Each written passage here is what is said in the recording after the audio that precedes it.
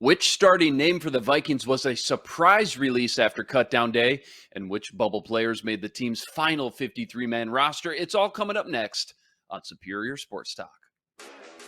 KARE 11 sports anchor Reggie Wilson covers the Twin City sports scene non-stop. Luke Inman is ready to put him on the hot seat. That's what you're going to do to me? Instant analysis. Yanked.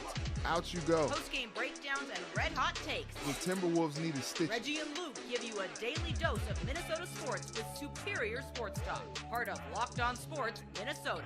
And it starts now. Back in the lab, Reggie and Luke back at it. Another episode, Superior Sports Talk, presented by Locked On Sports Minnesota, your daily 30-minute breakdown of everything Minnesota sports. That's my guy, Sam Ekstrom, filling in for Reggie Wilson today at Sam Ekstrom. Happy Wednesday, Sam. We've got a plethora of Vikings news to get the folks caught up on after a big cutdown day.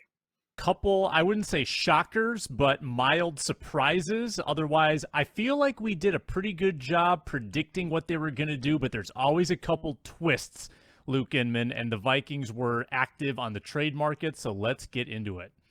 Yeah, hey, before we get into it, remember to follow along on the Locked On Minnesota YouTube channel. Hit the subscribe button there, and on Twitter, give us a follow at Locked On MIN. And remember, we're a podcast too, free and available, all platforms, Spotify, Apple, you name it, we got it. A plethora of choices over there too. The Ron Johnson Show, The Football Party, and more.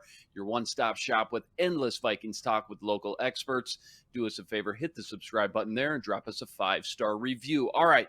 To football we go. 8 days, week 1, NFL season kicks off. That means 11 days until the Vikings home opener, starting out the gate with some spice, taking on the Green Bay Packers. And I kept telling Reg, they called yesterday the Wild Wild West. Tuesday, 3 p.m., all 32 teams, trimmed that roster down to 53 players. And it lived up to the hype, man. It was an absolute whirlwind of action going on. Guys getting waived, players getting traded. Teams telling the guy they made the team just to turn around and cut him 24 hours later because there's another big name they like now in the free agent pool. Let's start, though, with the biggest news out of Viking country. And I'm going to give you the two biggest storylines in my opinion, and I want you to choose one. The first was the Vikings cut Kellen Mond, third-round pick from last year. They hoped could develop into an eventual starter after Kirk Cousins' era. The Vikings now just have 5 of the 11 draft picks they selected last year, including just 1 of their 4 third-round picks in Patrick Jones. That's option A. It's pretty juicy, if you ask me, by the way. Door number 2, though, which would be the Vikings cut presumable starter Armon Watts after, Sam, he was a starting 5-tech defensive end, all of OTAs, all of training camp. They even held him out of the preseason because he was the starter. No one saw that one coming. So which was more surprising in your book, the move that caused more waves, Armon Watts or Kellen Mond? Well, one of these I expected, and one of these I didn't. I expected Kellen Mond to be cut.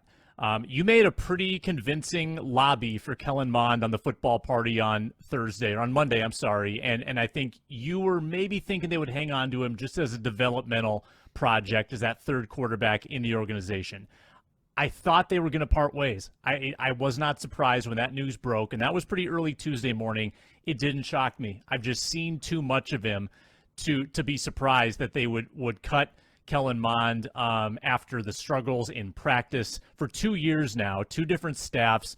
Clearly the O'Connell system was not going to work for Kellen Mond, and he seemed uncomfortable really all the month of August. So that didn't surprise me. Armon Watts surprised me. I had not given Armon Watts a single thought at all on cut day. I never once anticipated that Armon Watts would not be on this football team. And it's not as if he's the flashiest player around, but they gave him the first team reps the whole training camp. He was the 5-tech guy, and he's been a solid NFL player, like better than Shamar Stephen, right, over the past couple of years. Very serviceable. It sounds like this might have been a money thing, which makes me think maybe there's something coming down the pipeline. But because Armon Watts played so much the previous year, that gave him like a $2.5 million bonus in the final year of his salary. That's one of the triggers when you're a later round pick. You can make money based on your playing time. Armon Watts was due $2.5 million and change, and the Vikings save that money now, and they exchange it and basically give it to Ross Blacklock, which we'll get to, who's going to be a 5-tech from the Texans. I don't know if I love that exchange, Luke. The money, if it's used usefully, if the Vikings know what they're going to do with that money and they can bring in players, great. So maybe there's more I don't know. But if they're saving it just for the sake of saving it, and I think downgrading from Watts to Blacklock, then I don't love that strategy. So I don't know Kwesi's plan, but I felt like Watts was a pretty good fit on this defensive line, and I don't necessarily know if Blacklock is an instant starter, but we're going to find out. We'll find out if the Vikings maybe have more talent that they want to add. Yeah, as mentioned, Vikes cut Watts, so you're thinking, okay, what's the deal here? Could they be making a move for a big-name free agent, perhaps?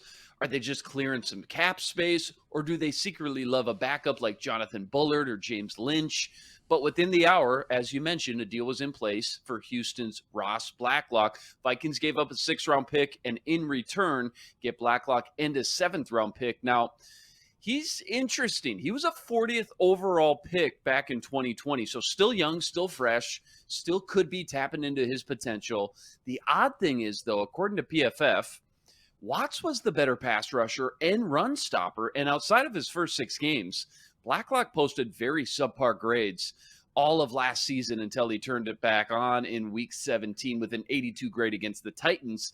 But clearly they saw something on him that they liked and preferred more than Watts to make a move like this just days before your home opener. And the other thing that I was kind of thinking about was, well, maybe he comes from a more 3-4 system. No, Lovie Smith always has ran that 4-3 system, even a cover 2 4-3 system. And, you just try to connect some dots here, Sam. What do you think they love about Blacklock to make a move like this so close to Week 1 in the home opener against the Green Bay Packers? I don't know, Luke. I mean, I dug up the old scouting report at our previous job at Zone Coverage, where we scouted Ross Blacklock for that 2020 draft. I know you were all over him. He was a little bit of a project. He'd had a torn Achilles in college, had some physical tools, but, didn't have amazing college stats. I think people were excited about his potential. So with a player like that, maybe it's going to be a little bit of a late bloomer. But he didn't show much as a rookie. In fact, he was 137 out of 137 of interior defensive linemen on PFF. Last year, he was not great, Bob. He was 99th last year out of about 140. Now, for reference, Shamar Stephen was 108. Armon Watts was better than that. So now with Blacklock, you do get 2 more years under contract. So you might have him around for this year and next. But, Luke, you're expecting him to learn a new system in 2 weeks when he's already struggled to make an impact? I mean, maybe they think there's more of him in a 3-4 than a 4-3, but it feels like any benefit there would be offset by having to learn just a whole new scheme in such a short amount of time. So, Luke, I would ask you, who is the starter at 5? Is it Bullard? I mean, is it Otomewo? Like, who is going to play that role that Watts was going to play, if not Blacklock, who I'm not sure you can put him in ink that he's going to be able to start right away. They've barely seen the guy. They got to get him on the field and see if this is a fit. So I think there's suddenly a question mark on that defensive line. No, there absolutely is. And if I'm the Packers right now, I was already drawing up a game plan and run the ball down the Vikings' throats, and they could prove that they fixed their weakness from last year and could stop the run. Now you got to think they'll be doubling down, because if Blacklock's starting, he's only had 10 days or so to get acclimated. And if not, you got a nice matchup with a backup in the trenches who, hey, if I had to pick one right now, I would say Jonathan Bullard, because honestly, I think he's just played the best football top to bottom over the last 3 weeks. Interesting move, though. Bold decision by the first-year GM. Can't wait to see how it all pays off, both in Week 1 and the long term throughout the season. Last time the team made a big splash like this at the beginning of the season was for edge rusher Yannick Ngakoue from the Jags for a second-round pick. Obviously, a lot higher expectations when you give up a second-round pick, but that turned out to be an absolute disaster, as we know. Moving on to other notable moves from the team, they parted ways with guard Jesse Davis and traded him to Pittsburgh for a conditional 2025 7th-round pick. Hilarious for 2 reasons. One, Davis was the starter out the gate, start OTAs, training camp, and it just goes to show you, as much as we really buy into those coaches' decisions, Just goes to show you can never put too much stock into early coaching moves like that. And two, a conditional 7th-round pick in 2025? These are getting ridiculous, Sam. We'll be cashing in our Social Security checks by then. Are you kidding me? So thoughts on that trade, and was it wise to move on from a veteran interior lineman that could play multiple positions, by the way, given the Vikings' struggles and concerns without knowing for sure what you're going to get exactly from a rookie in Ed Ingram? Yeah, I'm okay with this trade. I don't care about the 7th-round pick. Conditional 7th-round pick. Don't forget Yeah, that, wait a Luke. minute, It might not be yeah. anything. I think they saved $1.5 million. So again, cost-saving move. What's coming? What, like Brian Windhorst meme? What's coming here?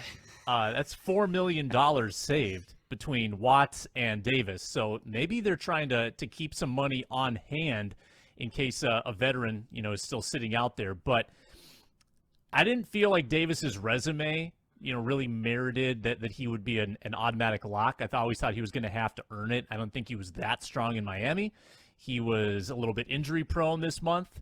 Ed Ingram earned this. And I think they do have, with Chris Reed and Austin Schlottman, some flexibility on the interior. I think that they can play a little bit of center, a little bit of guard. They've cross-trained them all training camp. So I'm not really that concerned about the depth anymore. Now, I'm not saying that Reed and Schlottman are world beaters, but if you need to throw them in there, and Oli Udoh made the team as well. Oli Udoh can, take his post at right guard where he so valiantly fought last year. But you know what I am excited about, Luke? Maybe this is spoiling a future question. I like that by trading Davis, they saved a spot for Vidarian Lowe, the rookie 6th-round pick from Illinois, whose agility really intrigued me and just his physical tools. I don't like giving up on toolsy tackle prospects as rookies, even if they're a 6th-round pick. So I was glad to see he made it through, and I'm okay with the move. I really am. I don't think you need to be attached to these guys. I thought that the team kind of swallowed their pride and said, hey, it didn't work out. The rookie earned it, and we've got other veterans on the inside, so let's try to get a sack of potatoes and save a few bucks and call it a day. No, you're absolutely right. Ed Ingram started at LSU, not like Alabama State or, a Division III school, something like that. LSU at 18 years old. The lights aren't too bright, and I love what you said. He did. He absolutely went out there and earned this starting job. So let's just tackle this real quick here for 30 seconds. So between Watts and Davis, 2 surprise moves, clears a nice little wave of cap here. Again, it's hard not to wonder, even with Blacklock coming in, if the team is looking at bringing in a bigger name on the market. You know the name I'm going to fling out here, the bad boy, Ndamukong Suh. What do you think, Sam? Put your GM cap on here.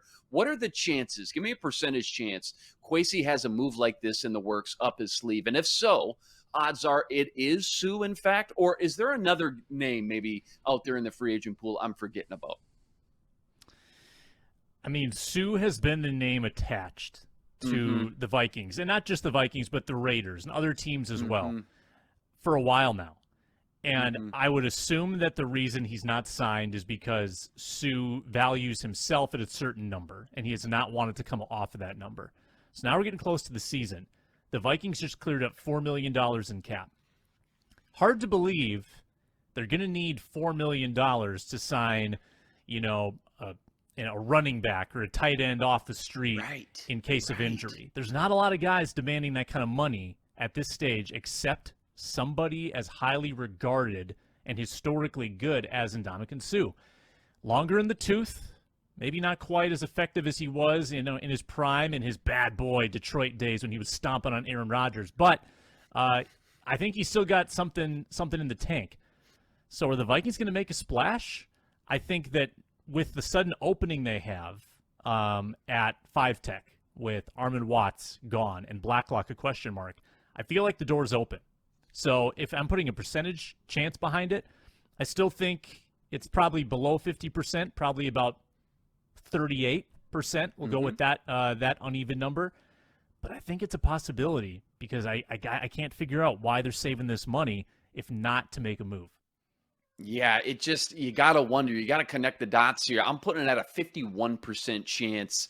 Get those blackjack dealer odds going on right now. I think it's just, there's no way 10 days before the season, they haven't had a plan in place. Remember, Ndamukong Suh had it narrowed down. It was either the Raiders or the Vikes. And if you're a veteran, remember Brett Favre, he'd love to skip all the training camp, all the hot summer two-a-days. If you're a vet in the league for 12, 13, you don't want to sit there and play during these training camps and preseason games and OTAs. You want to come in right at the very last second. So maybe there's been a deal in place this whole time. I'm sure if there was or is, though, we'll find out very soon. I just can't imagine, though, again, the Vikings front office, who already knew that third defensive line spot was their weakest starting spot heading into the year, were willing to just trade for a guy 10 days before their season and assume he's the long-term solution to the problems. Again, though, I guess we'll know just how serious they are and how competitive they think this roster is going to be. Are they a playoff contender? Are they for real? Are they serious in year one of this new regime? If they do, in fact, go make a big splash for a big name like Ndamukong Suh. Remember, Locked On Sports Minnesota gives you endless Vikings talk with local experts and now offers you a new podcast all about the Vikes. The Minnesota Football Party brings together a panel of podcasters and writers with big opinions on the purple. Myself, Arif Hassan of The Athletic, Luke Braun of Locked On Vikings, and of course, my co-host today, Sam Ekstrom of The Ron Johnson Show. We give you an hour of Vikings talk every Monday and Thursday. Find the show wherever you get your podcast by subscribing to Locked On Sports Minnesota, or watch the show anytime, any day for free on YouTube. Okay, still plenty of fish to fry here, talking about the Vikings' final 53-man roster. Sam, you, myself, Arif Hassan, Luke Braun, we all did our best as we went through our educated guesses for that final 53-man roster. Of course, there was a surprise or two in the end, though. Here are a few names that were on the bubble that ended up sticking around and making the cut. Sam, let's kind of just cherry pick through these and just rapid fire our quick thoughts on each one, starting with rookie wide receiver Jalen Nailor, who makes the team likely because of the injury to B.C. Johnson. Quick thoughts on Jalen Nailor making the team. Yeah, I'll do just a small pat on the back for this one. I think these were the five that I projected, and I was correct in assuming that they weren't going to add a sixth just for the sake of it when BC got hurt. So Jalen being the five, I think probably limits you a little bit. I mean, I think now that if you have an injury to one of your top four and Jalen has to play, you probably don't have as much potential there as you did with BC. I think Jalen is still a little bit of a project. Clearly, this regime was a little bit attached to its draft picks. I mean, they kept Lowe, they kept Odomewo, and they keep Nailor. And the only guy they waived was Nick Muse. So clearly they wanted to keep these guys around and see how they develop. I'm not sure Nailor is ready to make an impact right away. I think that's more of a long-term play. Yeah, absolutely. They keep tight end Ben Ellefson. The big name that I kind of had circled when it said, hey, Luke, give me a surprise cut here 2-3 weeks ago, Oli Udoh. I definitely thought Oli Udoh could be a surprise cut, a little bit bigger of a name, started a lot of games, 16 games last season. He makes the final 53. You mentioned the rookie, Vidarian Lowe. Jonathan Bullard, again, if you want to talk about just guys that have just outplayed everybody else behind him and their peers next to him, Jonathan Bullard has played great football the last 2-3 weeks, so he makes the final 53. He could be your starter at 5-Tech week 1 at home against the Packers. You mentioned Odomewo, and then maybe the biggest surprise for me on the 53 was Luigi Villain. I'm awfully excited for it. He makes the squad as a backup edge rusher. He was competing with Za'Darius Robinson and Zach McLeod for what we assumed was one final spot there. Your thoughts on that three-man battle, and Villain ended up on top? Yeah, well, again, it's like I just said, this regime prioritized its guys. And so the fact that they prioritized their undrafted free agent in Villain over last year's draft pick in Za'Darius Robinson, that tells you something, that it tells you that they're looking to move on. They're looking to get their guys in here and let them grow. Now, I was on the Villain train, which copyright, trademark, Villain train. You heard it here first. I wanted him around, and I love that they kept him. I felt like he earned it over Zach McLeod as well. Big fan of that move. Can I tell you the linebacker move that still is burning me? I might lose sleep over it tonight. Troy Dye over Blake Lynch. Yeah. Troy Dye over Blake Lynch, who last year, Luke, Blake Lynch, if you filter the PFF down, he was 3rd in tackling amongst linebackers, 4th in pass rush grade. It was only 218 snaps, but the guy was pretty decent last year. That's no small sample size. That's a healthy amount. Yeah, he performed. Had an interception in week 18. Big Blake Lynch guy, and Troy Dye just continues to underwhelm me. So that one is probably my biggest head scratcher of any move that I saw today. Otherwise, I was generally in agreement with most of what they did. Yeah, again, back to Luigi Villain. I was really excited when I saw him get picked up as a UDFA. Remember, he was a big star commit, 5-star commit coming out of Michigan. Went to Michigan, just gets absolutely flooded with talent around him, kind of gets buried on the depth chart. Guys like Kwity Paye drafted in the first 2 rounds, David Ojabo drafted in the first 2 rounds this year. He ends up transferring to Wake Forest, lights it up at Wake Forest, almost 10 sacks, 17 and a half tackles for loss. A lot of untapped potential there. So I'm glad he ends up sticking around over Janarius Robinson and Zach McCloud. I don't want to be a Debbie Downer here, but the probably most depressing part of yesterday, in culmination, all those cuts, the Vikings parted ways with 3 of their 4 third-round picks from just a season ago. Chasserot, Kellen Mond, Wyatt Davis. 2 ways of looking at this, I suppose. Either you say, well, new regime, new coaching staff, as you mentioned, they wanted their own guys. Or maybe, just maybe, Mike Zimmer was right all along. And some of these draft picks he was handed by Rick Spielman last year just weren't very good. If I had to guess one, I guess these guys just weren't very good to begin with. Otherwise, they probably wouldn't have made the team, right?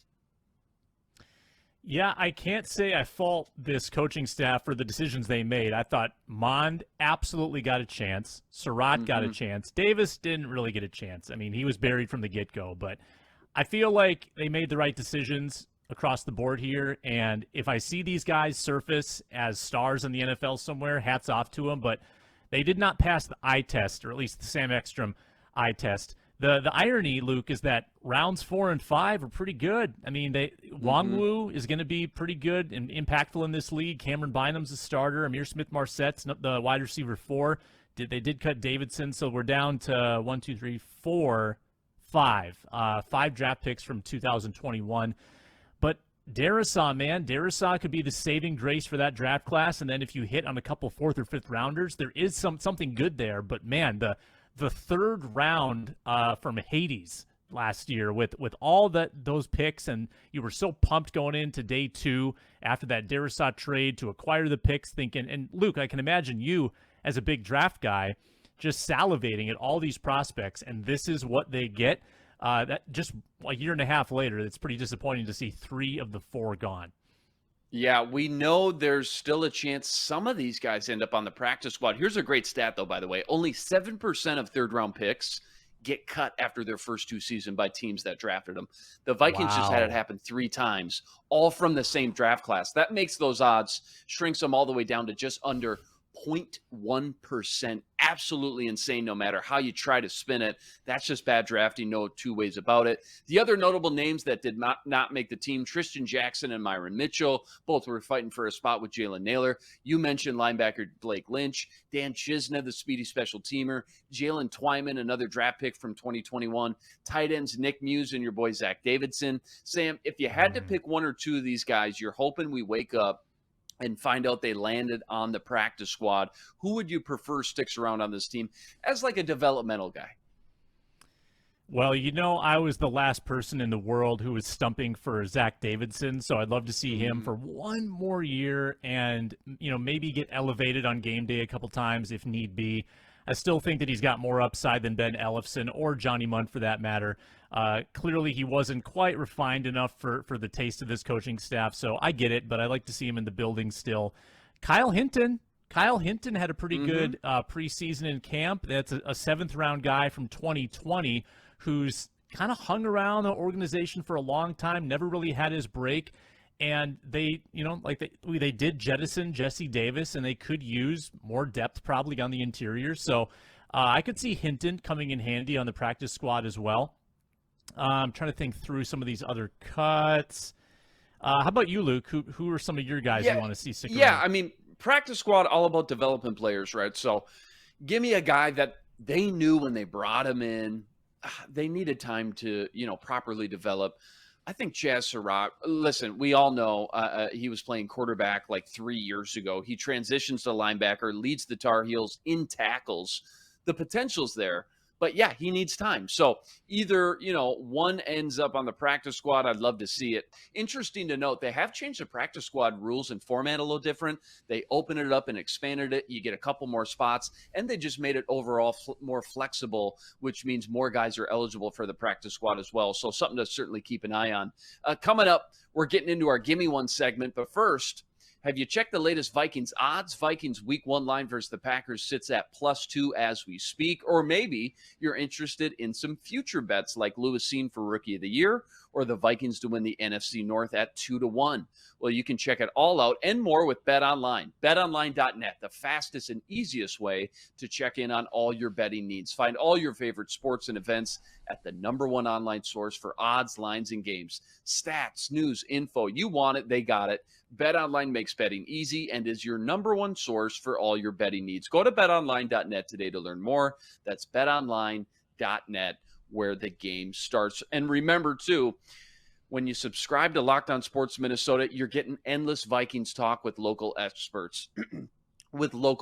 Sam and Ron talk football every day on the Ron Johnson Show. Reggie Wilson gives you a Sports Acres perspective right here on Superior Sports Talk. And the Minnesota Football Party brings together the top Vikings podcasters in the city. Subscribe to the free Locked On Sports Minnesota podcast feed wherever you find your podcasts and drop us a 5-star review, or find our videos on the Locked On Sports Minnesota YouTube channel. Hit the subscribe button and leave us a comment. Let me know what you think. All right, time has come. One of my new favorite segments going on. It's called Gimme One. Sam, this is your first date at the Gimme One segment. I'm going to throw out a Viking topic, and Sam's just going to give me his first response that comes to mind. Let's jump right into it. Give me one rookie from the Vikings 2022 draft class you think could exceed expectations and offer the most value in return given their draft spot. So if you want to go with an early pick, they need to perform even more so. If you pick a later round guy, just to get good value, they don't need to produce as much. Who's your favorite rookie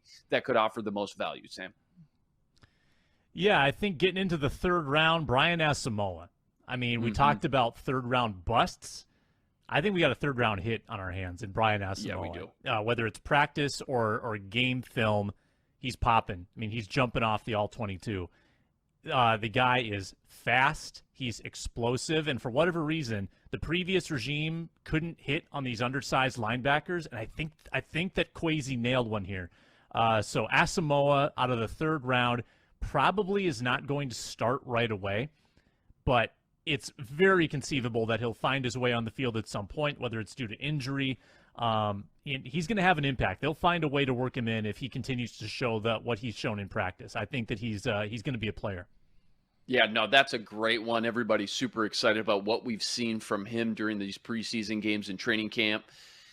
I'm telling you right now, Ed Ingram, barring injury, is going to start every single game for the Vikings at right guard this season. Lewis Cine, not sure when he's going to start. Cam Bynum in his spot. Andrew Booth Jr., he's not going to start. He's coming back from injury. You mentioned Brian Asamoah. Ed Ingram's going to start, and even though I'm going with a higher draft pick, just the fact that we're going to have some stability here at right guard from a rookie means that an awfully lot for this unit specifically that struggled rotating guys in and out inside the interior of the offensive line. So Ed Ingram, I'm expecting some good things here from him. Next one up, give me one rookie from the Vikings 2021 draft class you think could exceed expectations and, again, offer the most value in return given their draft spot. I don't know if you remember them all. Again, we've kind of gone through them. There's only 5 left to choose from. Christian Darrisaw, he's the #1 pick, though, so awfully a high bar to reach. Patrick Jones, Kene Nwangu, Cam Bynum, and Amir Smith-Marset was drafted in the 5th round. Which one of those 5 offers the most value given where they were taken in the draft? Well, 2 of them are starters, Darrisaw and Bynum. So I think you got to go with Bynum, who's the 4th round pick, who had lower expectations, and he's going to exceed those by being a week 1 starter. He fends off a 1st round pick to earn that job, and it was never really that close. I mean, Lewis Cine did not get within an arm's length of him. He got the Heisman treatment from Bynum, who said, "Not yet, rookie. This is my job. I earned this role." popped last year in 2 starts, and I think that the team is really excited about what he can do. So I think that Bynum is sitting on a huge year. I think Harrison Smith frequently brings the best out of the guys who play next to him. So I've got big expectations for Cam Bynum, and as a 4th-round pick, that is one feather in the cap of Rick Spielman as he does his little videos for the 33rdteam.com. He can be proud that Cam Bynum was indeed a hit. Somebody take the phone from Rick. He doesn't know what he's doing. He's making too many TikTok videos. I can't argue. Cam Bynum, he's been my guy 2 months ago. We both picked a breakout player for the Vikings. Reggie picked, I don't know, can't remember. Sorry, Reg. I picked Cam Bynum. He said, Luke, what are you talking about? Cam Bynum? They got Lewis Cine. He's going to be starting. I go, not so fast, my friend. Lee Corso, not so fast, Reggie. I think Cam Bynum may start out the season, and he may play so good, he just doesn't give it up. And the only way Lewis Cine finds the field is in those 3 safety packages. All right, next one up, last one. Give me one. Give me one big name you've seen cut that both surprised you from a waiver standpoint and then maybe also just intrigues you a little bit as a possible Vikings option. Can I just be the cliche train here and say Tyler Absolutely. Johnson, the guy that There you everybody go. is pining for? My guy Ron Bring him Johnson home. is pining for him. Here's why, though, Luke. I don't know the Buccaneers' rationale, but I'm not sure it means that Tyler Johnson is washed. I think that it's just a numbers game because you look at their depth chart. Evans, Godwin, Russell Gage, Julio Jones, Jalen Darden was a 4th-round pick last year who they're going to prioritize, and then Scotty Miller. That's a lot of receivers to go around. I mean, that's 6 right there who I think have cause to make their roster. I actually didn't see what their final roster was, but obviously a lot of those guys are not going to be cut in favor of Tyler Johnson.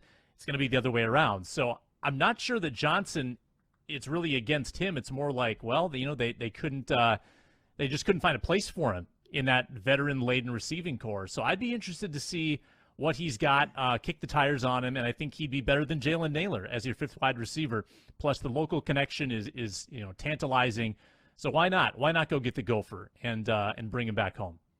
Nope, can't argue with that at all. This one has no Vikings connections. I just thought it was interesting. Former Vikings safety Anthony Harris was cut by the Eagles. They end up trading for Chauncey Gardner-Johnson from the New Orleans Saints. Eagles got something special brewing over there. A tremendous offseason, but interesting to see Anthony Harris cut already.